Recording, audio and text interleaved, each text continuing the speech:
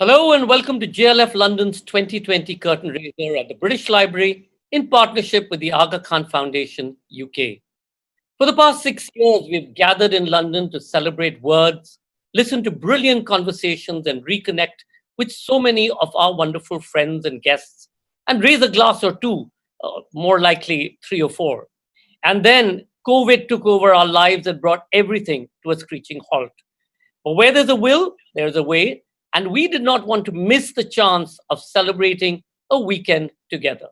Please join me in welcoming festival co-directors Namita Gokhale and William Dalrymple. Dear friends, we truly treasure our JLF London editions at the British Library, and we are delighted to present them in an engaging and interactive digital format. Our collaboration has been full of learnings and synergies, and I'm there in spirit with the British Library team for this run-up for our September festival. The early amphibians learned to evolve and adapt as they moved cautiously from water to land.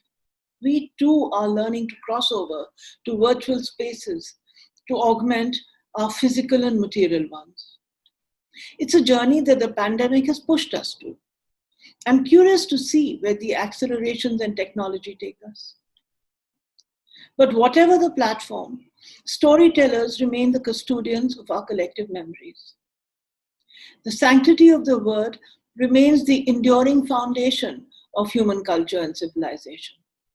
The British Library itself stands testament to the power of words and narratives, of archives and textual knowledge.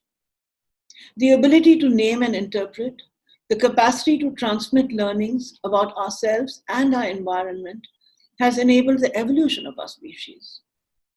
So I'm truly looking forward to listening in to filmmaker Mira Nair as she talks to festival director Sanjoy K Roy about the vocabulary of cinema and her career from her iconic debut film, Salaam Bombay, all the way to Vikram Seth's Suitable Boy. JLF festival favorite Peter Frankopan will speak of the Silk Roads with my co-director William Dalrymple. Then, on Sunday, Nobel laureate Venki Ramakrishnan will be in conversation with director of the Science Museum, Roger Highfield, on how to follow the science through the confusions and the contradictions of our time. I'm also looking forward to speaking to the director of the Nehru Centre London and mega-selling author Amish Tripathi on myth and memory and India's living epics. Do view these wonderful sessions that we have lined up for the 6th and 7th of June and share in the depth and intimacy of these very special conversations. Thank you for being with us. Namaste. Hello, my name is William Dalrymple. I am one of the co-directors and co-founders of the Jaipur Literature Festival, and it's my huge pleasure to invite you to JLF London 2020. Sadly, of course, this is going to be online rather than live this year, but it still brings me huge pleasure to bring together the two streams of my writing life. I've lived half my life in London, working in the British Library, researching all my 4 company and mogul books there, and obviously live in Delhi and Jaipur. And to bring these two bits of my life together is one of the great pleasures of the year. This is always a favorite week, bringing people like Peter Frankopan, one of Britain's greatest historians, into confluence with a filmmaker like Mira Nair, or a great Nobel Prize winner like our great favorite Venki. So welcome to this fantastic event. We'll be back with a full program in September, but for the moment, this is an all-star curtain raiser, and we hope you enjoy it. Thank you very much. Thank you, Namita. Thank you, William. The British Library has been a much-loved home for JLF London over the past 3 years. Please welcome Roly Keating, the Chief Executive of the British Library. Hi everybody, I'm Roly Keating, I'm Chief Executive at the British Library, and warm greetings to you all from a sadly empty library building.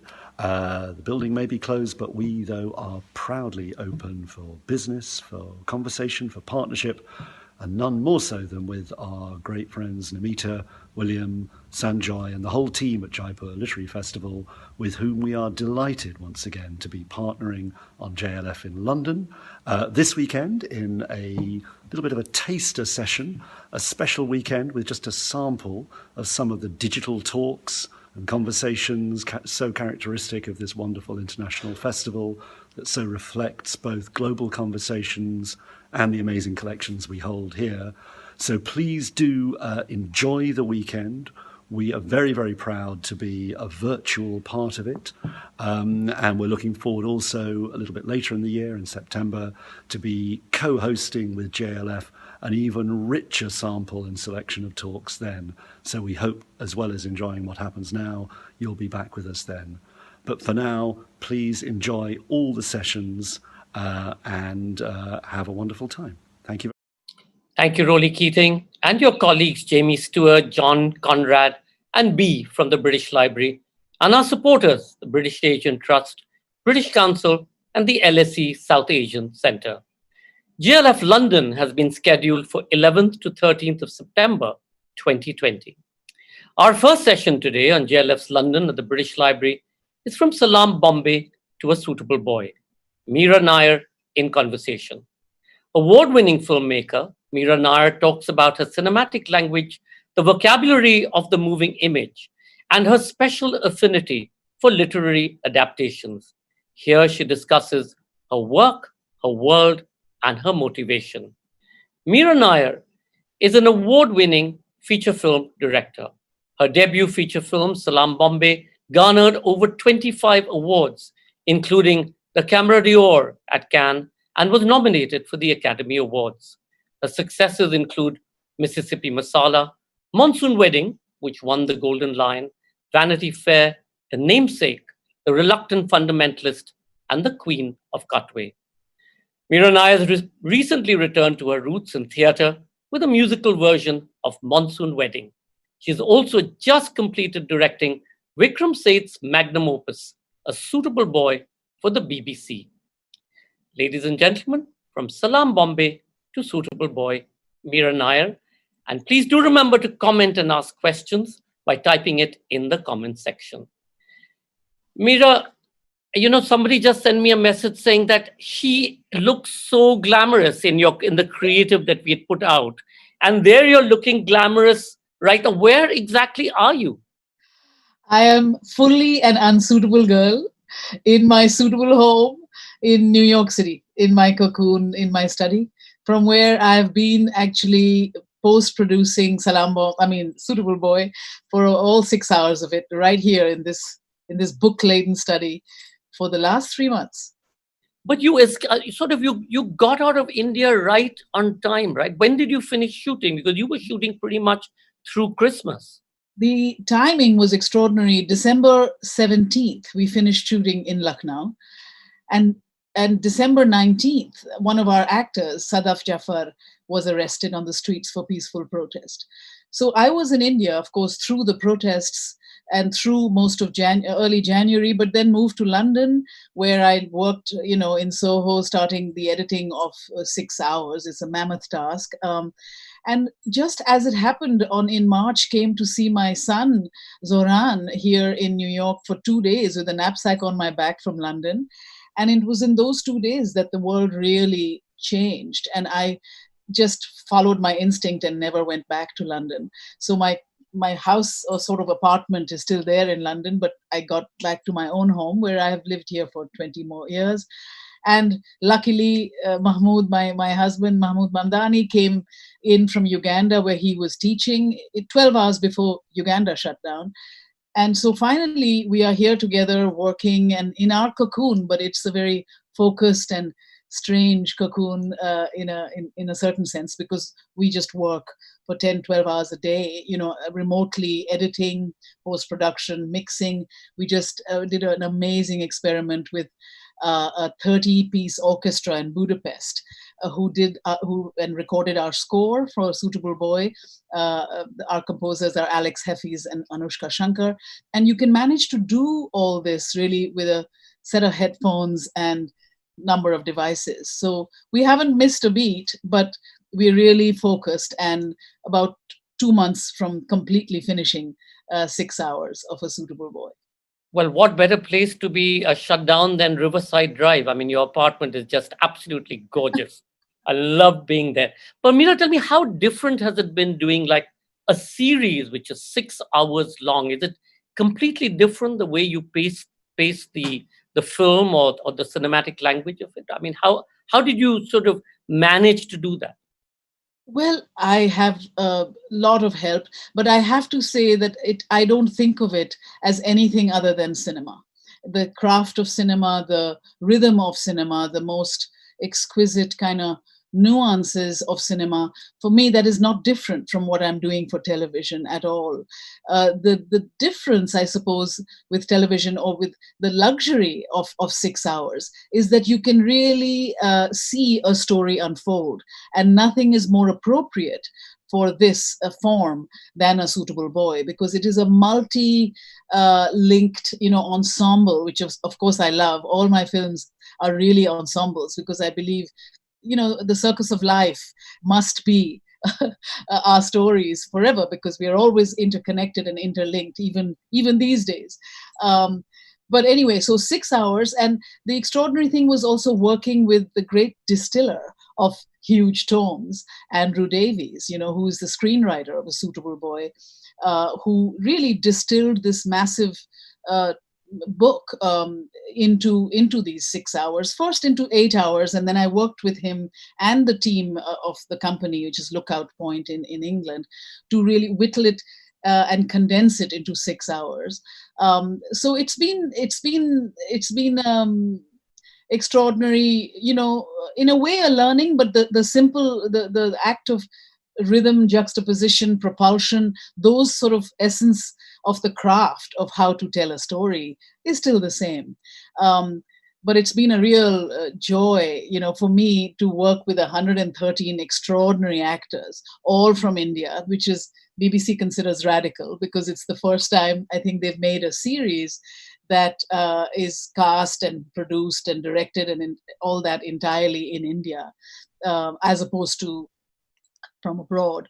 And that's for me is a great treasure. I love actors. I am an actor. I begin to think of people. I cast people off the street. I cast a legend opposite them, whatever. That whole world to come alive with Suitable Boy has been a real joy. And since I live a lot in Delhi as well, I've been casting this for 2 years. Any restaurant I go to, I'm casting. It's like a little bit like that. So it's been a real joy in that sense to bring together a fabric to do justice to Vikram's extraordinary book. Mira, I'm going back to the question, what you talked about the BBC, even maybe a decade ago, for an international film body to sort of look at doing a film like this, they would necessarily always first look at a white director, white producer, and never perhaps risk giving it to an entirely native group of people. Are you seeing this change? Are you seeing a change both in Hollywood, because you've been working there for so long, but also in the UK, which has always quintessentially made films from a very white perspective? Well, I always say when they talk to me about how radical it is, I just always say it's about time you woke up, But yes, I am seeing a small change. Sometimes it comes, I think, with a shaming, and I think this movement that I'm seeing, thankfully, around me, Black Lives Matter, for instance, which is 5 minutes outside my door, the protests are rising and they're everywhere. There's no longer just in Washington. It's like 100 cities today. It reminds me so much of what I left when I left Delhi.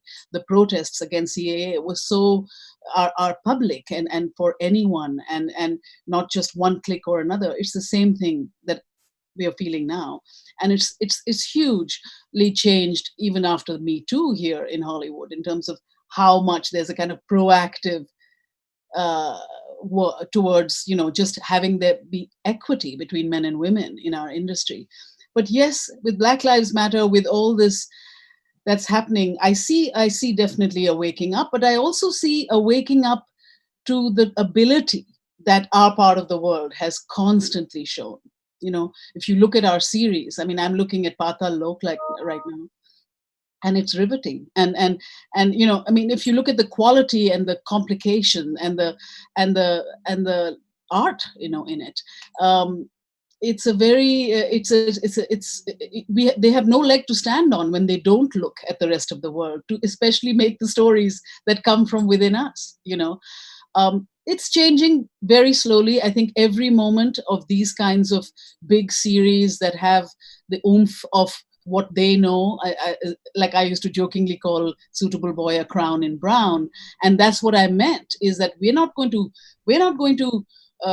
tone it down. It's going to be magnificent. It's going to be sweeping. It's going to be intimate. It's going to be funny. It's going to be shocking, and it's going to be extremely timely. It's not any different in scale from the mega epics that we see here, except that it is about who we are. I remember when I came back from India a few years ago here, and I saw Game of Thrones was a sensation, and I turned it on. And honestly, the sort of what I call the beige aspect of it, the fact that it was completely white and completely beige and completely blonde, was actually offensive to my eyes, and we have to stand up, and we have to actually sort of tell our stories in a way that will never let you go, and that you see essentially through its authenticity, perhaps, the universality in them. And you said this in the beginning, the unsuitable girl making the suitable boy. Well, The fact that it's a woman's gaze, is that sort of radical? Is it different? I mean, how did you come to this particular film? And how is it going to be different from your perspective as, the unsuitable girl?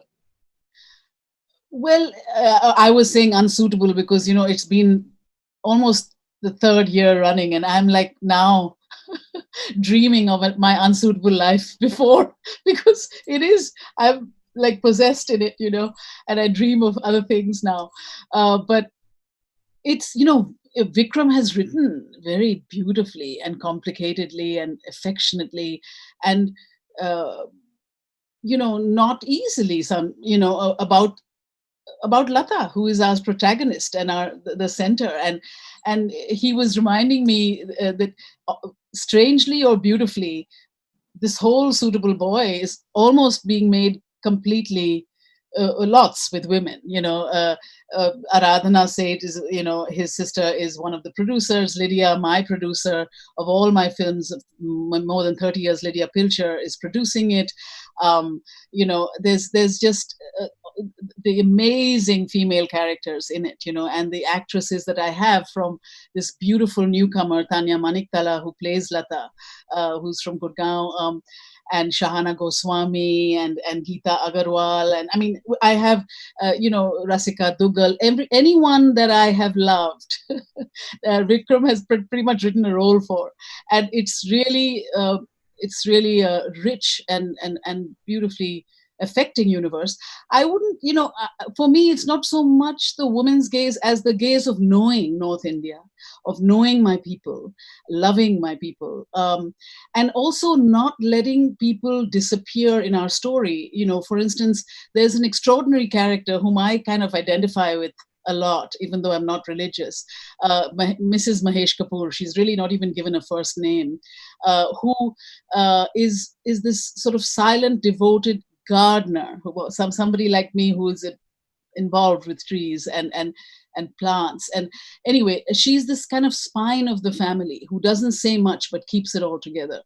And I noticed that Mrs. Mahesh Kapoor was never really a vocal character in the 8 drafts of the story. She did not turn the story in a way that I loved, and in the book. And I also remembered that in the Hindi translation of Suitable Boy by Vikram, it was translated by Ram Gandhi, and I noticed that Vikram dedicated that novel to Mrs. Mahesh Kapoor, and I knew then that how important she was to him as she was to me, and basically wrote in this character and fleshed her out and gave her several scenes and really made it come alive. It's that kind of perspective sometimes, that I would bring to it, so that there's a democracy that is preserved, and also that highlights other things. Things happen for other things. Everything is related. So it's in that way that I would bring my own, view of things to it. The other thing that I feel that I didn't want to make a museum piece. I didn't want to make a period film in that sense that it felt like a museum piece long back there. Apologies to the British Museum. No, this is the library, so I'm fine. But, and I find the politics of the novel. This is 1951. India is being created. It's our first democratic election. But the politics of that time, the way Vikram has written it, I mean, he basically brings back the Babri Masjid idea early on in our story. And the politics of that time are so resonant with the politics of today. The seed of what we are feeling and struggling against now, and the obliteration, for instance, of, say, Urdu or any of that, was written at that time. The seed was planted then. And for me, it was very important to make Suitable Boy feel like not just a mirror, but that what we are going through now has its roots here, and to question that at every moment through our story. So for me, that is very important, as much as it is a female gaze or my gaze, really. The other thing sort of that's always played parallel to much of your career has been the politics of big studio versus your independent film, a mission that you've always had. Tell us the difference, Mira, because I know you've always sort of, big studios have thrown these magnificent projects at you. And in many cases, at one level, you've sort of said, okay, maybe, and then you run for cover and you've gone back to doing what you do best, the Salaam Bombays, the Queen of Qatar. Tell us a little bit about Hollywood, big studio, and how you see yourself as not just a director, but pretty much also as the ringmaster of independent films. Well, I am fiercely independent, but I'm also a team player, which is what you need to do when you make any kind of film or any kind of work that involves collaboration. I just preserve my energy, because making a film is years of your life. You have to inhabit and want to inhabit that world. I inevitably make choices to make films or stories that are politically important to me, So that is actually most of the reasons I shun the studio work, because I don't shun it always, but I ask myself the age-old question, can anyone else make this story? And if they really can make this story, they should make the story.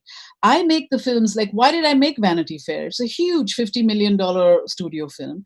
I made Vanity Fair because Thackeray told a story that really resonated with me. He told a story. He was born, as we know, in Calcutta. He left India when he was 14 to become an English gentleman, but he always saw his society from the point of view of an outsider. He always saw, for me, Vanity Fair was not only the tale of Becky Sharp rising from rags to riches, it was the tale of how the colony, how the empire was raping the colony and bringing the treasures from the colonies to create a new socially mobile, upwardly mobile class that would create a Becky Sharp to rise in that society that was plump on the spoils of India.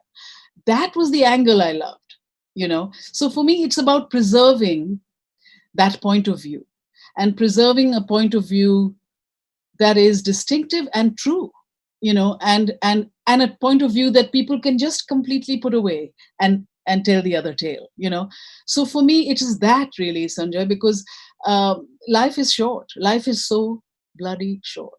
And you have to do what you must do, I'm not here to just fill my days with busyness, peddling wares that come from anybody else's consciousness. No, that's not for me. There are many others who would do that. But I think, like to do things like with Suitable Boy. My birthday happened while we were shooting, and apparently I got, I raised a toast and I said, thank you.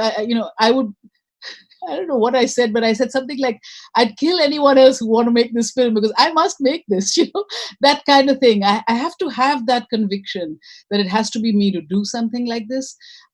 So that's what I listen to. I have to listen to my instinct. Your career in many ways has been peppered by two kinds of films. One is your love for literature and the adaptation, be it Namesake or Suitable Boy, etc. And then is the workshop, the workshop production, Salaam Bombay, The Queen of Katwe. For both of these, they obviously need two different kinds of craft. Can you just sort of tell us how different it is to do a Salaam Bombay as opposed to do, say, a Reluctant Fundamentalist stroke, a Suitable Boy?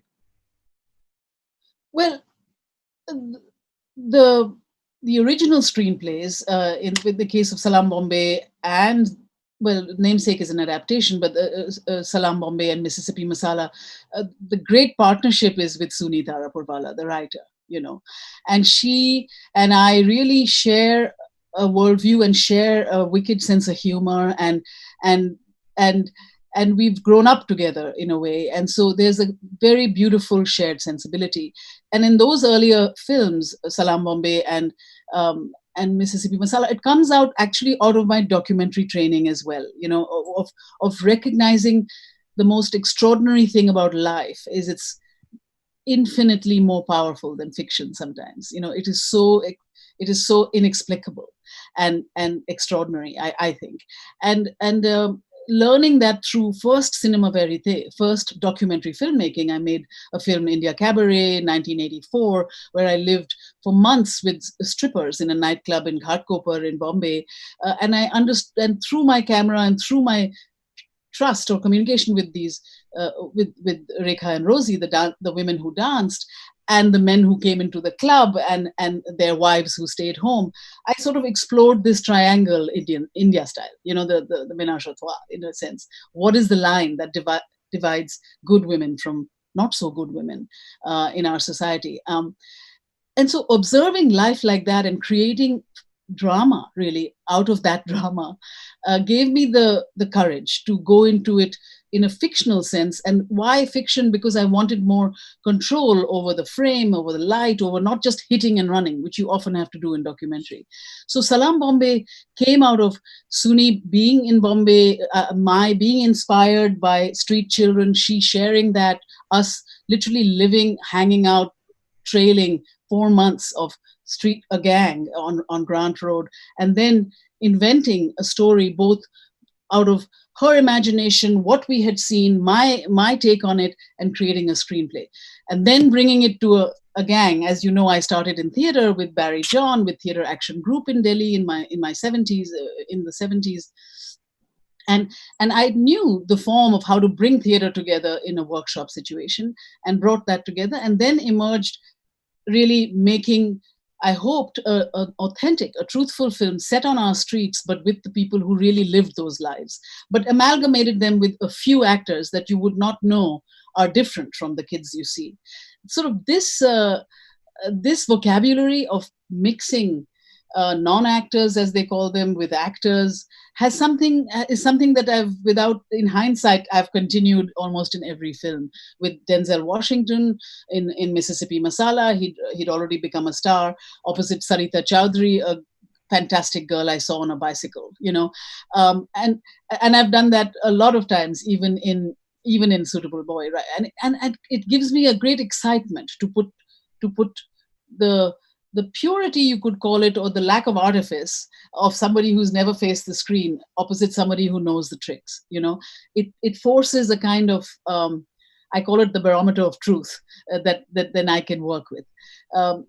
So that's what I started with, but I've always been a literary person. I mean, I was thinking when I was growing up in Delhi University, the big things were these book fairs we would have. The Russian books would come in, 2 rupees for Tolstoy, 2 rupees for War and Peace. Literally, the first money I ever spent was, I love Dylan Thomas, and like sending off to Wales for all 21 manuscripts of his that had been published. That was my fuel, is books as much as anything else. So, and in the early years, I remember being so excited by P. Lal, this publisher in Calcutta, who published these beautiful hand-loomed books of Indian writing in English. In fact, Aman Nath, a good friend, just sent me my first poem published by P. Lal. I'd even forgotten, in 1974. So, I loved it, but when I read the other literary so-called, the classics, it was always Tom, Dick, or Harry. It was never Bhaskar or Avinash or Ashok, And I remember the incredible excitement when I first read Dom Moraes, when I first read Ved Mehta, when I just thought, this is where I come from, Anyway, that propelled me. And later years, my God, the fiction has been so rich, such a solace to me and such an inspiration to me. When I read Jhumpa's, The Namesake, I didn't read it to make a film of it. I read it just because it was there. And it just was like as if I had a sister in the world, It possessed me. It captured something. And that's when I follow it. And then that's when I want to devote years of my life to making that. With The Reluctant Fundamentalist, Mohsin, I had this extraordinary trip in Lahore where my father came from. And I remembered in 2005 when I went there, it was such a shock of familiarity and love, complete, all-encompassing, incredible love from anyone I spoke to, simply because I was from India. It was very moving. And I said, my goodness, I want to make a tale about contemporary Pakistan. And then, as much as at home as I am in America, when he wrote The Reluctant Fundamentalist, it really spoke to me because it was our, Jack Kerouac wrote On the Road, but this was our On the Road. This was a brown boy, from Lahore, as educated as you or I are, wherever, and who makes his way in the Western world and actually rules it until 9/11 happens, and then he's suddenly a Muslim in their eyes. And how does he navigate that? That's an essential question, and that has never been made into that was never a film. I had never seen that film. So it's that kind of when I'm captured, and I have the permission and the blessing of the author to go on a journey, it's exciting, it deserves the telling, so it's like that. It's a mix of what tale one can tell oneself and what is already there for me to kind of, just sort of get into. The other thing that everybody looks to your films for is, of course, the color, the burst of color. And there's always this wonderful spectacle, whether in Salaam Bombay it was the Ganesh procession, or as the Vanity Fair, it's the big parties, etc. But it's also that attention to minute detail, whether it's Chai Pao's trouser or the way she wore her necklace or the costumes. You really are very, very specific about what you think will work for you. Tell us a little bit about how much of detail do you get into while creating a film? Well, it's the great elasticity of the craft of cinema, which is that this craft itself is so all-encompassing that, I love painting, so I use painting. I remember a guy just chasing me on a street 20 years ago. He'd seen Monsoon Wedding. He said, I'm a painter. My parents did not let me be a painter. They don't want me, but I took them to Monsoon Wedding and look at the people, look at the Gaitondes on the wall, look at the, Jamini Roys, look at, I just thank you, because now my parents, it's a weird thing that happened, but now his parents could see that to be a painter was not so bad. But anyway, for me, it is like living in a cocoon finally with 2 years of crafting your story. I have to enjoy every frame, and I have to, and I really feed myself with the arts. I really feed myself with aesthetics and color and craft and books and painting and the beauty and music, most importantly, music. And the most beautiful thing about cinema is that you get to use all this. And you get to use all this in a sort of hopefully imperceptible way that will then create this sense of a world that thankfully you're feeling. So I do get into it. I work with great partners. I've worked with roughly the same film family. Arjun Bhasin is my costume designer. He's been with me since he was 19 years old, since Kama Sutra, and he's done pretty much every film since then. So we have a great shorthand, which doesn't require much talking, but it requires, and actually great enjoyment. Or with Declan Quinn, my cinematographer, who's pretty much done a lot of work right since I began. And so I have a wonderful family, Stephanie Carroll, the production designer, and Mitwa Krishan, who's like a set decorator beyond belief. I mean, so I work with people who get equally moved or excited or committed to making this world come alive. That's the joy of it, because God knows there's a hell of a lot of struggle, and there's always a real hassle with money and being just asked to do things for not much at all. And because I have love in me and passion like this, I usually agree, and it's never about getting rich, but so you have to at least surround yourself with those who take you further, and also those who enjoy it as much as you do, yeah, taste is vital.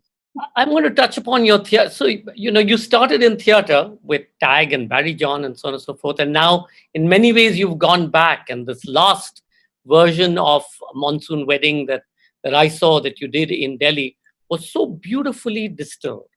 The music track was stunning. The performances were beautiful, but at the same time, so simple. The production was not over the top as you would expect of a of a musical of that sense. It was distilled, it was elegant, it was beautiful, it communicated love. You are now translating that or transporting that to the Roundhouse in London. It was supposed to open in 2020, but now you're opening it in 2021 in July. Tell us about that process of Monsoon Wedding, the film, Monsoon Wedding, the stage version. Well, Monsoon Wedding, the musical, is now exactly almost 11 years old in the making. We started developing it literally 11 years ago. And again, I handpicked my collaborators, especially in Vishal Bhardwaj, who is the great composer of Monsoon Wedding, the musical. It has 21 new songs, some based on the soundtrack we all know and love from the film, but many are new because it's a musical. The story is propelled by song. And it's, you saw in Delhi, we did a wonderful sort of factory version at the Black Box in Okla, which I loved doing. It was a 2 month version to bring together an ensemble of entirely Indian actors, as opposed to, we opened in Berkeley in 2017, a major sold out, almost 4 months performances. And this was a sort of some actors from there, but many from here. And it was a factory workshop to see whether the revised version could work, and it certainly worked. And then we were moving it to London and opening it in a big spectacle way. It will be much more spectacular than what you saw. And then bringing it to India. That was the plan. And then COVID hit, and it was disappointing to us all. But, I think it's all part of the rhythm of things. And I'm actually, in some senses, grateful that I could just fully focus on finishing Salaam Bombay, Suitable Boy. You began this problem in my mind, from Salaam to Suitable, to finish Suitable Boy properly. But we are absolutely set to go with the musical of Monsoon Wedding. And fortunately, Roundhouse and Leeds in England, they both were so committed to it, and they were so disappointed that they immediately nailed us for next year, 2021. So we are opening in June in London, June in Leeds, and July 2021 in the Roundhouse. And we also have big plans to open across India and across the East and the Middle East. And that we'll do as soon as we understand from the powers that be where the virus will sit, in early spring, because we are ready to go. And we would love to open it, because it's been a long and heartfelt endeavor. And I really think it's more than about time, because, the West has their Fiddlers on the Roof. They all have their versions, but this is our version. This is the sort of the Punjabi, let's work hard, let's party even harder version. And it's really a version somehow like the film that gives you joy. And God knows we need joy. And it touches you. And I remember you calling me to say, what do? I have to get Suitable Boy on the road, but Monsoon Wedding, and how do I manage both? But anyway, it all seems to have worked out. Mira, you talked about Berkeley, opening in Berkeley, and you're now back in America. But it is a very different America. It's a very different Berkeley, and Berkeley was always known as the place of protest, the University of Berkeley, etc. But that's now spread across the length and breadth of America. Do you see this to be a tipping point, a final tipping point? There's been so many points, Trayvon Davis, and all the place markers over the last 2 or 3 or 4 decades, where people have come out to say that this has to stop, but it hasn't. Whether it's been about gun laws or about Black Lives Matter, do you now see that this perhaps is a moment that could and will bring about change? Definitely. I think that I feel it's the tipping point. It should have happened a long, long time ago, because these injustices are flagrant and have happened forever, really forever. But I think in the fact that there's not one march to Washington, but there are 100 marches everywhere, hundreds of cities are having their own marches, and most of them are incredibly peaceful. I just woke up this morning to the governor of Washington, the mayor of Washington, writing Black Lives Matter across the streets, the same streets that Trump will have to ride on to go to the White House. I just was so energized by that, because, we cannot look away. We just cannot look away anymore. And I do hope, and I do think that just from the solidarity that I'm experiencing across civic life here and professional life, the music industry shut down on Tuesday. Industries are shutting down in protest for this. And that's extraordinary, without any other pressure but the pressure of the injustice of it all, and I feel like, but it also makes me think of India, and it also makes me think of Mississippi Masala. 30 years ago we did this. We made a film that showed our own racism within our own hearts, within the brown heart, against the Black person. It's right in us everywhere, And for me, that it's also what it recalls, is that this is not this reality only. We have our own reality, and we have our own reality in India that has a longer history, perhaps, than the racism, or equally long history as than the racism in this country. And that's what it makes me feel. I ask myself to translate this movement that is literally all around me to what it means in my own country. And it means that Dalit lives matter. It means Muslim lives matter. It means women's life matter. It means Black life, brown life, we matter. And we've actually always mattered. But that equation is also very clear in my mind, and the fact that it is easy to say it's happening over here and to forget our own. That's what it also makes me very much reflect on. No, you're absolutely right. It's very easy for us to sort of, especially here in India, sort of look there and say, "Oh, look what's happening there," and sort of condemn the violence there, and join the "Let Me Breathe" movement. But the fact is, as you said, racism, dark people, fairer people, the skin creams that are available, the way we treat minority, whether it's religious, those are the least of it. or migrant labor itself. Atrocities continue every day. I'm sorry, Mira, we have to go to questions, and there's a zillion of them. Okay. So I'm going to bunch them together, because otherwise we'll be here forever, and my colleagues will start shouting at us. So Aruna Dasgupta asks, considering the way you dwell deep into characters, how many times did you read Suitable Boy before or while making the film? So hold that question. And then we've got, will a Suitable Boy be available for viewing release in India? Most BBC shows are not accessible to the Indian audiences. And this is from Shreya Sridharan. And one more on Suitable Boy is...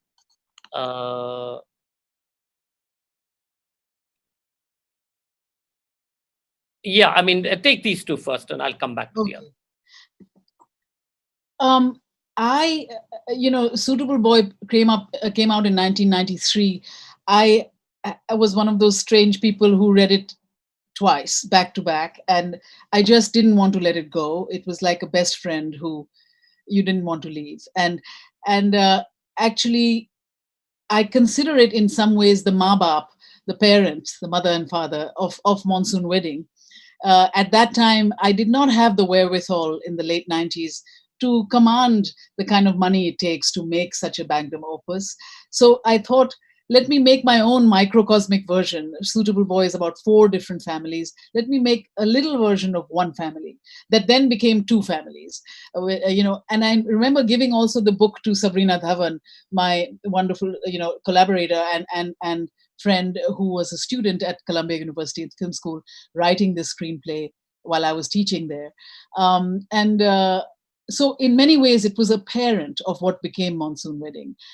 I've read that Suitable Boy probably once more since the late 90s. And in the course of course, adapting it with Andrew, I read it not cover to cover several times, but constantly. I'm still reading it because a lot of work, and when you make any film, is done in additional dialogue recording, and I'm always trying to juice it to the max. That's one of my phrases on set: juice it to the max. And so I'm still taking turns of phrase, and it's just a delightful book, and it gives me something pretty much new each time. And so yeah, I keep reading it if I need to. Bikram gave me a link that allows me to put one word in that I'm looking for, and that chapter comes out, and I can then read it economically. So yes, I've read it several times. Will it be yes, available in India? For me, it is more important than anything that Suitable Boy is available across the subcontinent, and it will be. I don't think I can say it yet as to who will be streaming it, but it's a major, whatever they call it, platform, streaming, whatever. It's a major monster that's going to be streaming it across most of the world. And for me, this was the most important thing, is to get it out to India and to Pakistan, and to where I consider my soul Where is. Where it's set. Where it's set. And so yes, it will be streaming. I don't know if it's at the same time as the BBC. It opens on BBC at the end of July, but very soon thereafter. 2 personal questions, and I'll club them together. One is by Rachita Akhilesh Chauhan, who asks, when you get lost in the story with that conviction, how did you balance being a mother, especially when children are young?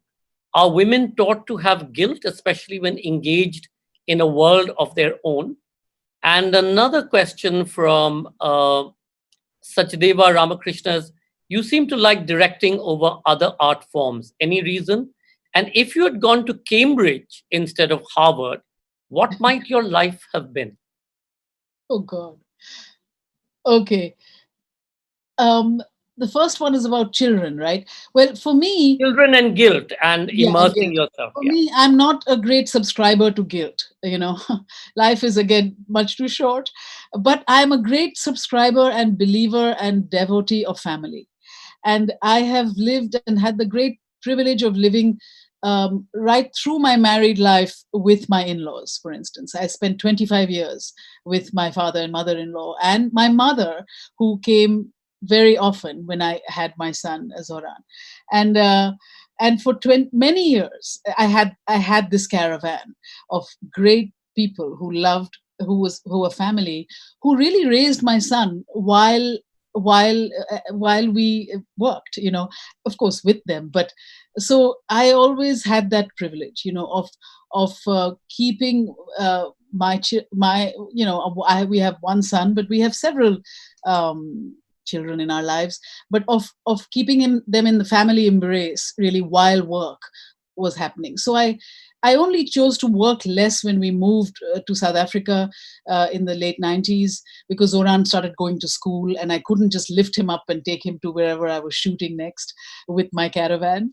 But that was a huge help. The extended family, what we call the joint family, without my family, I would never have been able to work like this. And I would also probably have felt the guilt that I don't really feel that much because I had the support. And the second question after that was? The second question is, should you have gone to Cambridge in the UK instead of Harvard, would your life have been different? I don't think, I got that scholarship to Cambridge when I was, 16, 17. But I just really had a big chip on my shoulder about the Brits, after the Raj. I always told my mother that if I was born during before independence, I would have been an anarchist, and I would have done something not entirely suitable. And I I just thought had. you are an anarchist. How is it that you were going to be? I mean, hello. Matlab, I am. Now I'm a, what should I say, acceptable anarchist. Then I would have, gone transgressed. So I don't know, firstly, that I would ever have considered Cambridge. But if I had, well, that's just I mean, I think, I think that for me, it was so strong to leave India, to be in India only till I was 19 years old, because my roots are really very strong. And that's why I felt I could fly other places. The difference in America, coming to America, which is the first country, I mean, I never left the country till I was 19. So my first encounter was with America, is that it felt much more open and less judgmental and less hierarchical and less sort of snobbish. Now, this is something that you see on the surface of things. In England, the racism at that time especially was much more palpable. Now it is much more, again, sophisticated or sort of, but so that was one thing that I do feel that I would but even in America, I felt like I'm not here to be only grateful. You're also here to know about where I come from. I always had that feeling, not to thumb your nose at it, but just to meet in a dialogue as opposed to in a hierarchy. And I wonder if that could have been the same if I had been in England as a young person. Maruta from Boulder, Colorado asks you, did Vikram Seth work with you during the filmmaking? And if so, what was that like? Yes, Vikram is also an old friend and my neighbor, and very delightful. And he, I definitely, when I had things that troubled me, that I wanted to really make sure that we brought in and did right, I saw Vikram and actually stayed with him for a few days in Salisbury in England to talk about the Hindu-Muslim question that I wanted to make very, very sure that I was being able to capture in a very nuanced way that would be timely and correct. I went to Vikram, and we wrote several scenes. We concocted together that he had input in, and it was very good, because I don't want to why should I invent, entirely new things when I have my author, so, and even and of course editing everything, when we are finishing things, I send it to him and he tells me if things are off, or mostly they're not, but what, a pronunciation here or whatever there. He loves music and is, again, we make it, but he comments on it, so yes, it's a dialogue, but he's very respectful and very shall I say, extremely thankful about the quality of what we've done. Rachita Akhilesh Chauhan asks, there's a sense of snobbery about not having songs in a movie. Some label it as an art movie. Isn't the blending of the poetry, music, and story taking it to a higher form? And why is this looked down upon? And I'm going to give you one more question. Tilotama Shom asks, when you create the script and screenplays, how do you flesh out the humanity of your characters? Because that's your special touch. Each character just hitting the spot in the heart of the audience and then directing the actor. So, in terms of music and poetry, I completely believe with the person who's asked the question that music and poetry and song, especially from where we come from, is such a inextricable blend that really, for me, really captures the emotion that is much deeper than text so often. And for me, that's vital. It's been like that through 30, 40 years of my making films. It was interesting with The Suitable Boy because at the heart of A Suitable Boy is Saida Bai, the great courtesan, played in our film by Tabu, who's equally legendary and extraordinary. And Saida Bai sings ghazal, and she sings the Daag and Mir and Ghalib, and and we have about 7 ghazals, that Kavita Seth has sung and composed. In fact, she For sent me a message just now saying that I've done these Oh, 6 songs, these beautiful. 6 ghazals. So I said I'll speak to Beautiful. Mira about that. 7, beautiful, 7. beautiful. And these are filmed as real as they would be in life, right? She would be singing, she would be performing, she'd stop, she'd have a pan, she'd sing again.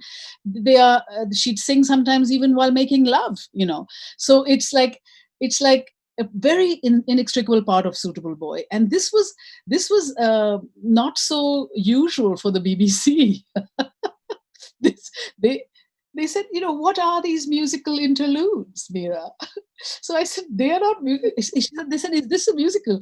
I said, yes, it is. It is a musical. There is music that propels the story, and without this music, the character is not the character. The character's art and craft and breath and sinew is music, and so we have to have music.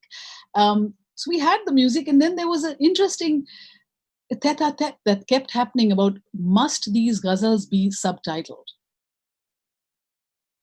And for me, why not? I mean, why should one rob the ghazals of their meaning? Why should one rob songs of their meaning? That is our Poetry. I mean, it's poetry. And poetry and drama, all of it, a comment, a counterpoint, it's essential.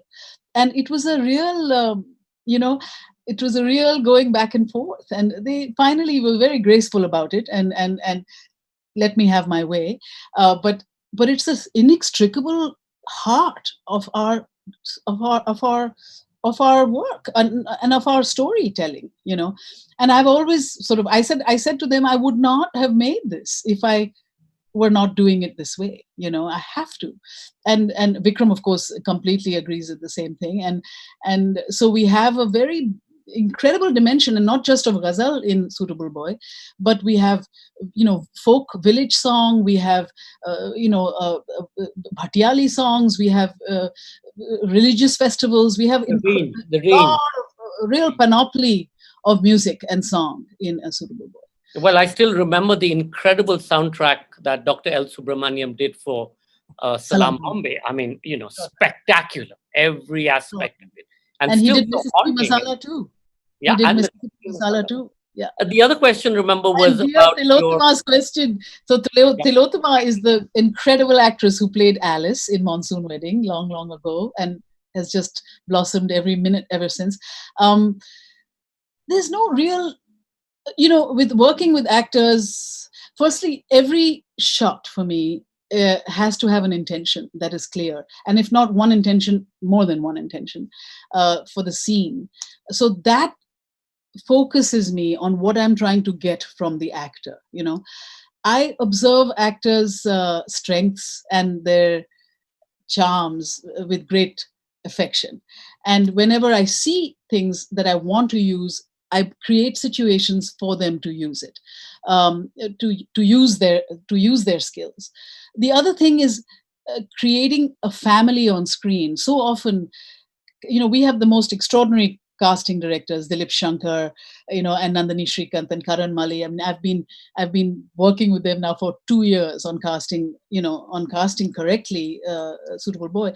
And we've cast families very much that look like each other, that look like they could be families.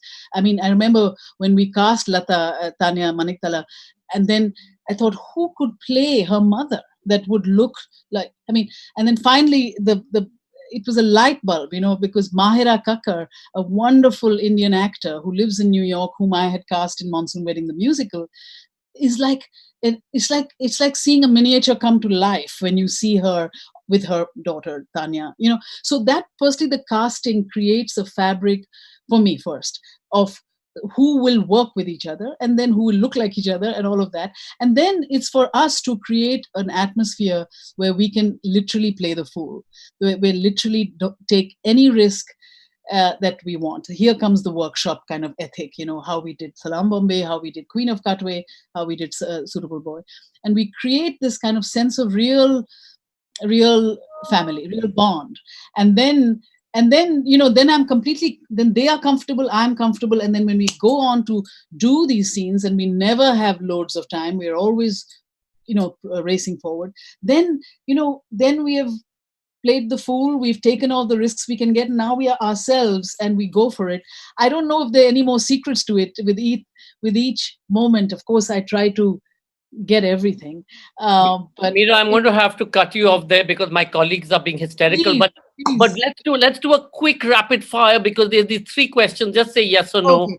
The first is Suraj Dhingra says, which process did you enjoy more? Monsoon Wedding, the film, or musical? Rapid fire. Musical. Musical. We've got Rahul Sen asking you, do you like OTT platforms or not? Will your next film be a film for an OTT platform or a television network? After Suitable Boy, I don't even know what OTT means, but after Suitable Boy, I'm making a film for myself, and then I'm making another big ass series. Rajatri says, will the Monsoon Wedding musical in London be different from the one that we watched in Delhi in terms of the script? Just a teeny weeny bit, maybe 10% will be revised. One song is new, 2 songs are new, but in its design, we're basically creating we're basically creating a tent. In its design, it will be different in the sense that it will have the spectacle that it always had to have, with the building of a tent and a tent coming down. Yeah. Mira, thank you. We could have carried on as usual forever whenever we meet, and I hope we shall meet soon again. Mr. Parekh, yes, Salaam Balak Trust was a result of the film Salaam Bombay, and we created the trust to look after the street kids from Salaam Bombay, and of course from Nukkar, which was something that Barry John and I had set up pre the film, and that's how it was created.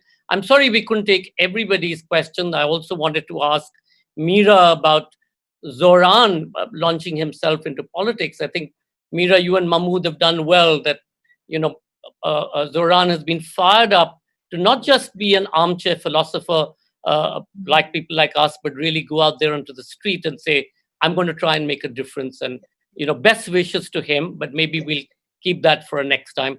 We hope you've enjoyed this first Vote conversation. for Zoran Mamdani as Assemblyman of Astoria, Queens. Local politics, that's the way. Fantastic. We hope you enjoyed this first conversation of JLF London at the British Library, and we'll log back at 4:30 p.m. British Standard Time and British Summer Time, and 9 p.m. Indian Standard Time for our next session, The Silk Roads, Peter Frankopan in conversation with William Dalrymple. Peter Frankopan's Silk Roads, a major reassessment of world history, has sold over 1 million copies worldwide. Here he talks to William Dalrymple about the notion of the Silk Road and discusses why it's such an important concept today. Meanwhile, we now present a short extract from our music archives. Nirali Karthik is a Hindustani classical vocalist from Mumbai. Nirali's effort is to try to carry forward the tradition of Indian classical music in a way that relates to contemporary audiences across the world. Enjoy the music. See you back 4:30 p.m. British Summer Time. Thank you.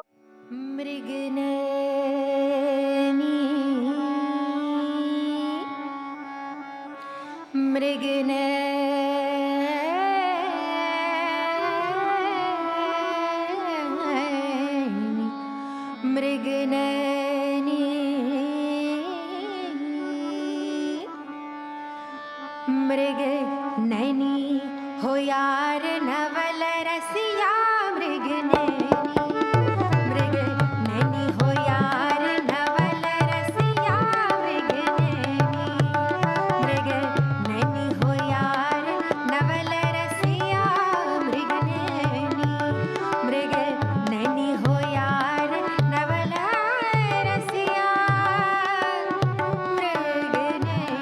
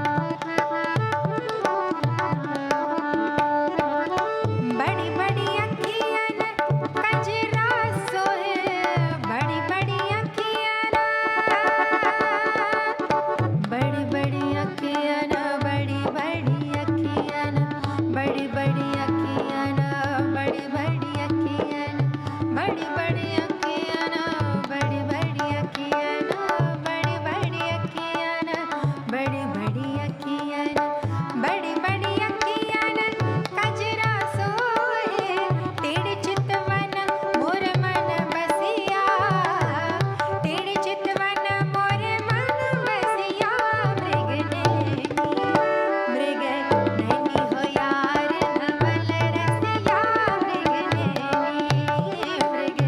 Naini हो यार नवल रसिया, मृग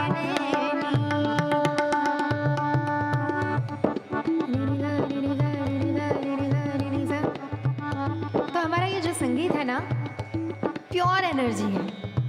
हम sound से, हम नाद से वो energy को एक्सेस करते हैं। तो ये थोड़ा आप महसूस करने की कोशिश कीजिए कि आपको कुछ एनर्जी फील हो रही है कि नहीं, अलग अलग फ्रीक्वेंसीज में। Sound is energy and we are trying to access this energy.